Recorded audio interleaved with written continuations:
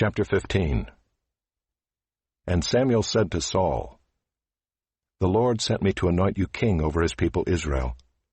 Now therefore listen to the words of the Lord. Thus says the Lord of hosts, I have noted what Amalek did to Israel in opposing them on the way when they came up out of Egypt. Now go and strike Amalek, and devote to destruction all that they have. Do not spare them, but kill both man and woman, child and infant, ox and sheep, camel and donkey. So Saul summoned the people and numbered them in Telaim, 200,000 men on foot, and 10,000 men of Judah. And Saul came to the city of Amalek and lay in wait in the valley. Then Saul said to the Kenites, Go, depart, go down from among the Amalekites, lest I destroy you with them. For you showed kindness to all the people of Israel when they came up out of Egypt. So the Kenites departed from among the Amalekites. And Saul defeated the Amalekites from Havilah as far as Shur, which is east of Egypt.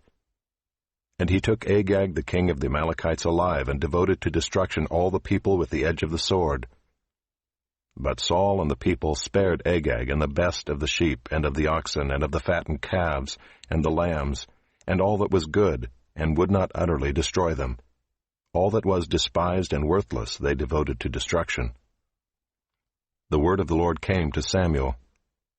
I regret that I have made Saul king, for he has turned back from following me and has not performed my commandments. And Samuel was angry, and he cried to the Lord all night. And Samuel rose early to meet Saul in the morning. And it was told Samuel, Saul came to Carmel, and behold, he set up a monument for himself, and turned and passed on and went down to Gilgal. And Samuel came to Saul, and Saul said to him, Blessed be you to the Lord. I have performed the commandment of the Lord. And Samuel said, What then is this bleating of the sheep in my ears, and the lowing of the oxen that I hear?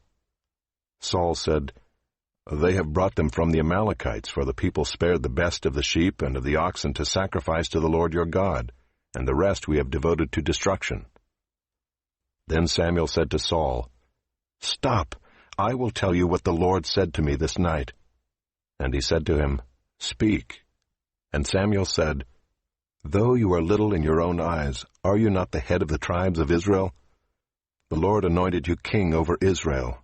And the Lord sent you on a mission and said, Go, devote to destruction the sinners, the Amalekites, and fight against them until they are consumed. Why then did you not obey the voice of the Lord? Why did you pounce on the spoil and do what was evil in the sight of the Lord? And Saul said to Samuel, I have obeyed the voice of the Lord. I have gone on the mission on which the Lord sent me. I have brought Agag the king of Amalek, and I have devoted the Amalekites to destruction. But the people took of the spoil, sheep and oxen, the best of the things devoted to destruction, to sacrifice to the Lord your God in Gilgal.